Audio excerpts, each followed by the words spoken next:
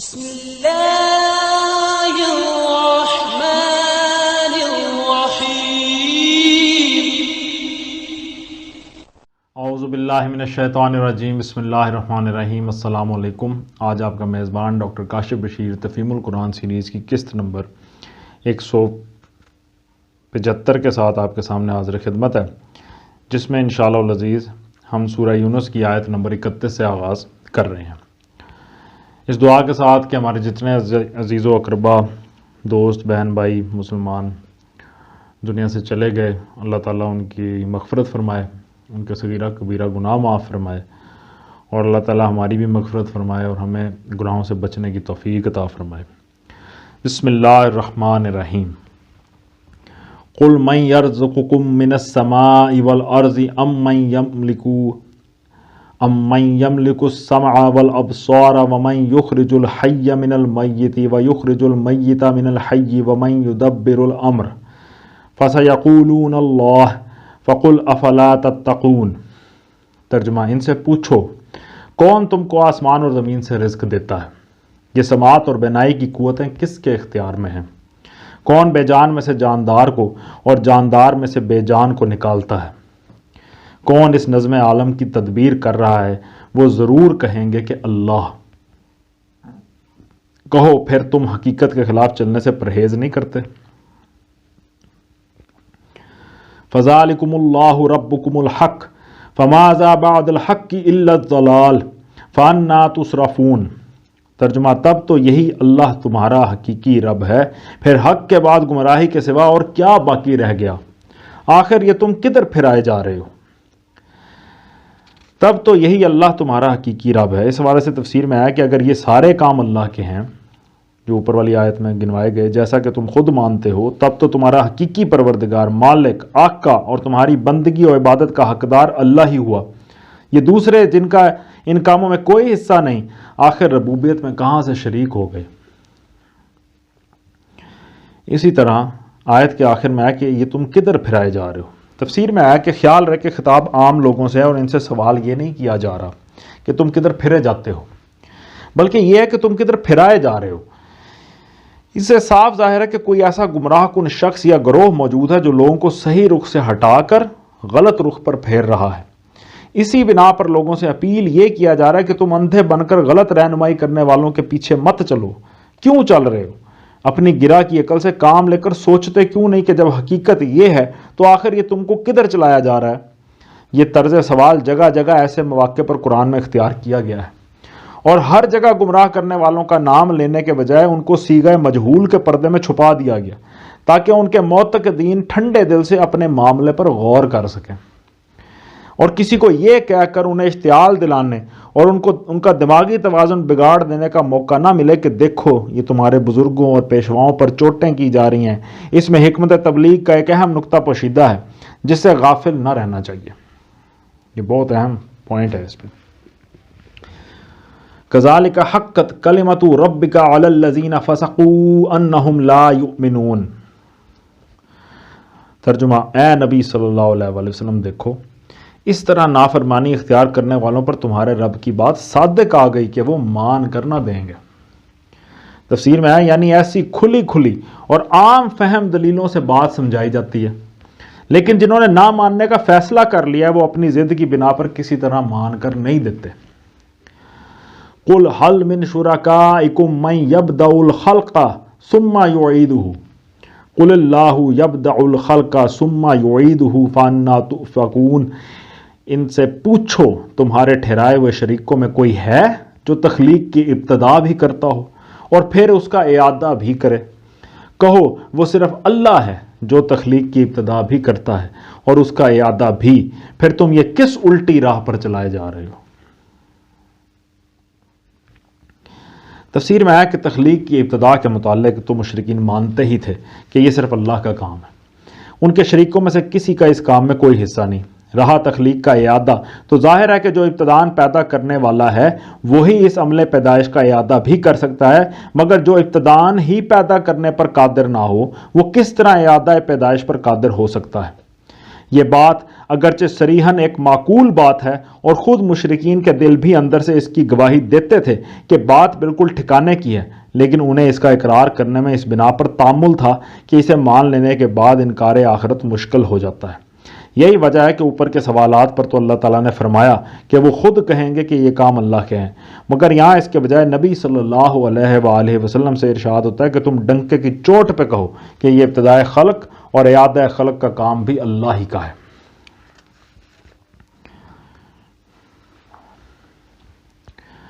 آیت کے آخر میں ہے کہ پھر تم یہ کس الٹی راہ پر چلائے جا رہے ہو۔ یہاں دوبارہ اللہ تعالیٰ نے یہ فرمایا، تفسیر میں ہے کہ یعنی جب تمہاری ابتدا کا سرا بھی اللہ کے ہاتھ میں ہے اور انتہا کا سرا بھی اسی کے ہاتھ میں، تو خود اپنے خیر خواہ بن کر ذرا سوچو کہ آخر تمہیں یہ کیا باور کرایا جا رہا ہے کہ ان دونوں سروں کے بیچ میں اللہ کے سوا کسی اور کو تمہاری بندگیوں اور نیاز مندیوں کا حق پہنچ گیا۔ قُلْ هَلْ مِن شُرَكَائِكُم مَّن يَهْدِي إِلَى الْحَقِّ قُلِ اللَّهُ يَهْدِي لِلْحَقِّ أَفَمَن يَهْدِي إِلَى الْحَقِّ أَحَقُّ أَن يُتَّبَعَ أَمَّن لَّا يَهْدِي إِلَّا أَن يُهْدَىٰ فَمَا لَكُمْ كَيْفَ تَحْكُمُونَ۔ ترجمہ، ان سے پوچھو تمہارے ٹھہرائے ہوئے شریکوں میں کوئی ایسا بھی ہے جو حق کی طرف رہنمائی کرتا ہو؟ کہو وہ صرف اللہ ہے جو حق کی طرف رہنمائی کرتا ہے، پھر بھلا بتاؤ جو حق کی طرف رہنمائی کرتا ہے وہ اس کا زیادہ مستحق ہے کہ اس کی پیروی کی جائے یا وہ جو خود راہ نہیں پاتا الا یہ کہ اس کی رہنمائی کی جائے۔ آخر تمہیں یہ ہو کیا گیا ہے؟ کیسے الٹے الٹے فیصلے کرتے ہو؟ تفسیر میں آیا کہ یہ ایک نہایت اہم سوال ہے جس کو ذرا تفصیل کے ساتھ سمجھ لینا چاہیے۔ دنیا میں انسان کی ضرورتوں کا دائرہ صرف اسی حد تک محدود نہیں ہے کہ اس کو کھانے پینے پہننے اور زندگی بسر کرنے کا سامان بہم پہنچ جائے اور آفات مصائب اور نقصانات سے وہ محفوظ رہے، بلکہ اس کی ایک ضرورت اور حقیقت سب سے بڑی ضرورت یہ بھی ہے کہ اسے دنیا میں زندگی بسر کرنے کا صحیح طریقہ معلوم ہو اور وہ جانے کہ اپنی ذات کے ساتھ، اپنی قوتوں اور قابلیتوں کے ساتھ، اس سر و سامان کے ساتھ جو روئے زمین پر اس کے تصرف میں ہے، ان بے شمار انسانوں کے ساتھ جن سے مختلف حیثیتوں سے اس کا سابقہ پیش آتا ہے، اور مجموعی طور پر اس نظام کائنات کے ساتھ جس کے ماتحت رہ کر ہی بہرحال اس کو کام کرنا ہے، وہ کیا اور کس طرح معاملہ کرے جس سے اس کی زندگی بحیثیت مجموعی کامیاب ہو اور اس کی کوششیں اور محنتیں غلط راہوں میں صرف ہو کر تباہی و بربادی پر منتج نہ ہوں۔ اسی صحیح طریقے کا نام حق ہے، اور جو رہنمائی اس طریقے کی طرف انسان کو لے جائے وہی ہدایت حق ہے۔ اب قرآن تمام مشرکین سے اور ان سب لوگوں سے جو پیغمبر کی تعلیم کو ماننے سے انکار کرتے ہیں یہ پوچھتا ہے کہ تم خدا کے سوا جن جن کی بندگی کرتے ہو ان میں کوئی ہے جو تمہارے لیے ہدایت حق حاصل کرنے کا ذریعہ بنتا ہو یا نہیں؟ ظاہر ہے کہ اس کا جواب نفی کے سوا اور کچھ نہیں ہے، اس لیے کہ انسان خدا کے سوا جن کی بندگی کرتا ہے وہ دو بڑی اقسام پر منقسم ہیں۔ ایک وہ دیویاں، دیوتا اور زندہ یا مردہ انسان جن کی پرستش کی جاتی ہے، ان کی طرف تو انسان کا رجوع صرف اس غرض کے لیے ہوتا ہے کہ فوق الفطری طریقے سے وہ اس کی حاجتیں پوری کریں اور اس کو آفات سے بچائیں۔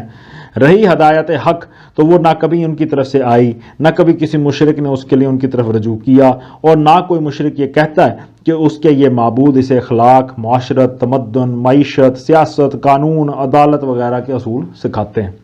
دوسرے وہ انسان جن کے بنائے ہوئے اصولوں اور قوانین کی پیروی و اطاعت کی جاتی ہے، وہ رہنما تو ضرور ہیں، مگر سوال یہ ہے کہ کیا فی الواقع وہ رہنمائے حق بھی ہیں یا ہو سکتے ہیں؟ کیا ان میں سے کسی کا علم بھی ان تمام حقائق پر حاوی ہے جن کو جاننا انسانی زندگی کے صحیح اصول وضع کرنے کے لیے ضروری ہے؟ کیا ان میں سے کسی کی نظر میں اس پورے دائرے پر پھیلتی ہے جس میں انسانی زندگی سے تعلق رکھنے والے مسائل پھیلے ہوئے ہوں؟ کیا ان میں سے کوئی بھی ان کمزوریوں سے، ان تعصبات سے، ان شخصی یا گروہی دلچسپیوں سے، ان اغراض و خواہشات سے اور ان رجحانات و میلانات سے بالاتر ہے جو انسانی معاشرے کے لیے منصفانہ قوانین بنانے میں مانع ہوتے ہیں؟ اگر جواب نفی میں ہے اور ظاہر ہے کہ کوئی صحیح الدماغ آدمی ان سوالات کا جواب اس بات میں نہیں دے سکتا، تو آخر یہ لوگ ہدایت حق کا سرچشمہ کیسے ہو سکتے ہیں؟ اسی بنا پر قرآن یہ سوال کرتا ہے کہ لوگوں، تمہارے ان مذہبی معبودوں اور تمدنی خداؤں میں کوئی ایسا بھی ہے جو راہ راست کی طرف تمہاری رہنمائی کرنے والا ہو؟ اوپر کے سوالات کے ساتھ مل کر یہ آخری سوال دین و مذہب کے پورے مسئلے کا فیصلہ کر دیتا ہے۔ انسان کی ساری ضرورتیں دو ہی نوعیت کی ہیں۔ ایک نوعیت کی ضروریات یہ ہیں کہ کوئی اس کا پروردگار ہو، کوئی ملجا و ماوا ہو، کوئی دعاؤں کا سننے والا اور حاجتوں کا پورا کرنے والا ہو، جس کا مستقل سہارا اس عالم اسباب کے بے ثبات سہاروں کے درمیان رہتے ہوئے وہ تھام سکے۔ اوپر کے سوالات نے فیصلہ کر دیا کہ اس ضرورت کو پورا کرنے والا خدا کے سوا، اللہ تعالیٰ کے سوا کوئی نہیں۔ دوسری نوعیت کی ضروریات یہ ہیں کہ کوئی ایسا رہنما ہو جو دنیا میں زندگی بسر کرنے کے صحیح اصول بتائے اور جس کے دیے ہوئے قوانین حیات کی پیروی پورے اعتماد و اطمینان کے ساتھ کی جا سکے۔ اس آخری سوال نے اس کا فیصلہ بھی کر دیا کہ وہ بھی صرف خدا ہی ہے۔ اس کے بعد ضد اور ہٹ درمی کے سوا کوئی چیز باقی نہیں رہ جاتی جس کی بنا پر انسان مشرکانہ مذاہب اور لا دینی یعنی سیکولر اصول تمدن و اخلاق و سیاست سے چمٹا رہے۔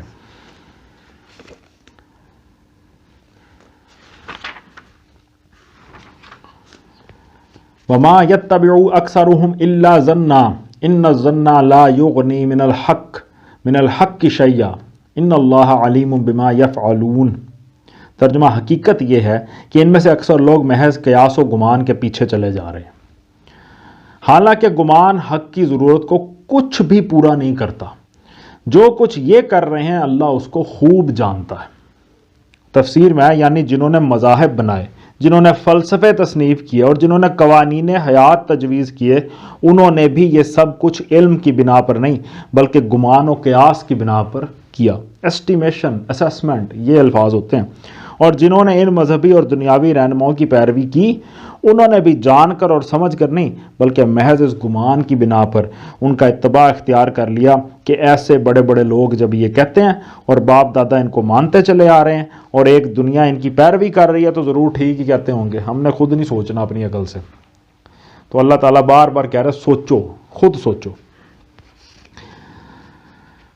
وما كان هذا القرآن أن يفترى من دون الله ولكن تصديق الذي بين يديه وتفصيل الكتاب لا ريب فيه من رب العالمين۔ ترجمہ، اور یہ قرآن وہ چیز نہیں ہے جو اللہ کی وحی و تعلیم کے بغیر تصنیف کر لیا جائے، بلکہ یہ تو جو کچھ پہلے آ چکا تھا اس کی تصدیق اور الکتاب کی تفصیل ہے۔ اس میں کوئی شک نہیں کہ یہ فرما روائے کائنات کی طرف سے ہے۔ تفسیر میں آیا جو کچھ پہلے آ چکا تھا اس کی تصدیق ہے، یعنی ابتدا سے جو اصولی تعلیمات انبیاء علیہم السلام کی معرفت انسان کو بھیجی جاتی رہی ہیں، یہ قرآن ان سے ہٹ کر کوئی نئی چیز نہیں پیش کر رہا بلکہ انہی کی تصدیق و توثیق کر رہا ہے۔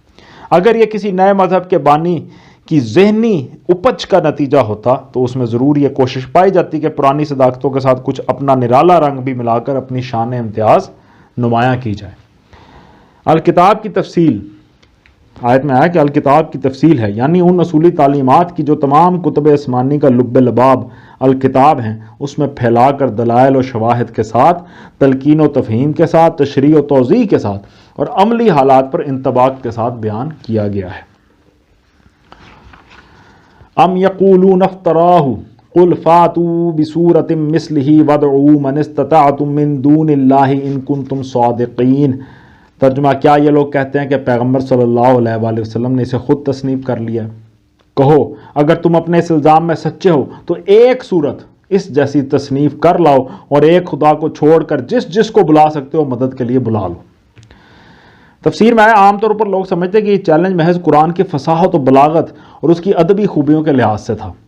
اعجاز قرآن پر جس انداز سے بحثیں کی گئی ہیں اس سے یہ غلط فہمی پیدا ہونی کچھ بعید بھی نہیں ہے، لیکن قرآن کا مقام اس سے بلند تر ہے کہ وہ اپنی یکتائی و بے نظیری کے دعوے کی بنیاد محض اپنی لفظ محسن پہ رکھے۔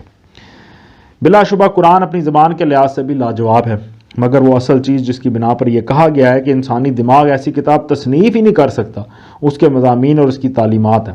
اس میں اعجاز کے جو پہلو ہیں اور جن وجوہ سے ان کا من جانب اللہ ہونا یقینی اور انسان کا ایسی تصنیف پر قادر ہونا غیر ممکن ہے، ان کو خود قرآن میں مختلف مواقع پر بیان کر دیا گیا ہے، اور ہم ایسے تمام مقامات کی تشریح پہلے بھی کرتے رہے ہیں اور آئندہ بھی کریں گے، اس لیے یہاں بخوف طوالت اس بحث سے اجتناب کیا جاتا ہے۔ بل کذبوا بما لم یحیطوا بعلمہ ولما یاتہم تاویلہ کذالک کذب الذین من قبلہم فانظر کیف کان عاقبۃ الظالمین۔ ترجمہ اصل یہ ہے کہ جو چیز ان کے علم کی گرفت میں نہیں آئی اور جس کا مال بھی ان کے سامنے نہیں آیا اس کو انہوں نے خواہ مخواہ جھٹلا دیا، اسی طرح تو ان سے پہلے کے لوگ بھی جھٹلا چکے ہیں، پھر دیکھ لو ان ظالموں کا کیا انجام ہوا۔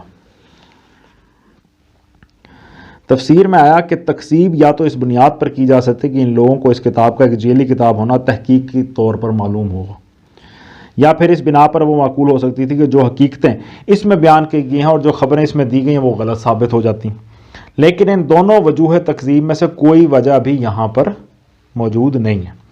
نہ کوئی شخص یہ کہہ سکتا ہے کہ وہ عذر علم جانتا ہے کہ کتاب گھڑ کر خدا کی طرف منسوب کی گئی ہے، نہ کسی نے پردہ غیب کے پیچھے جھانک کر یہ دیکھ لے کہ واقعی بہت سے خدا موجود ہیں اور یہ کتاب خواہ مخواہ ایک خدا کی خبر دے رہی ہے، یا پھر الواقع خدا اور فرشتوں اور وحی وغیرہ کی کوئی حقیقت نہیں ہے اور اس کتاب میں خواہ مخواہ یہ افسانہ بنا لیا گیا ہے۔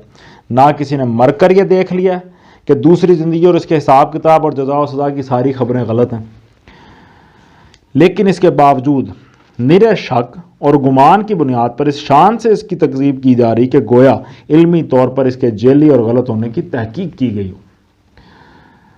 استغفر اللہ۔ وَمِنْهُمْ مَنْ يُؤْمِنُ بِهِ وَمِنْهُمْ مَنْ لَا يُؤْمِنُ بِهِ وَرَبُّكَ أَعْلَمُ بِالْمُفْسِدِينَ۔ ترجمہ ان میں سے کچھ لوگ ایمان لائیں گے اور کچھ نہیں لائیں گے، اور تیرا رب ان مفسدوں کو خوب جانتا ہے۔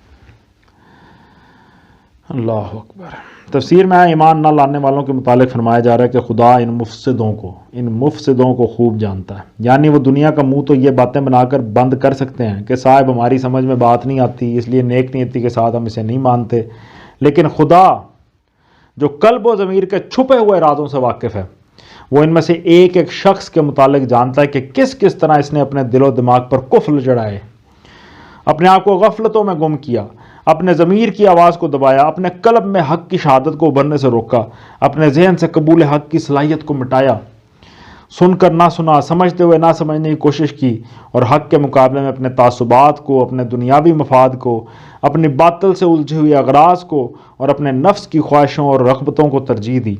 اسی بنا پر وہ معصوم گمراہ نہیں ہے بلکہ در حقیقت مفسد ہے۔ اللہ معاف کرے جی۔ صدق اللہ العلی العظیم۔ الحمدللہ آج ہم نے سورہ یونس کی آیت نمبر 40 تک کا ترجمہ اور تفسیر پر غور کرنے کی کوشش کی ہے۔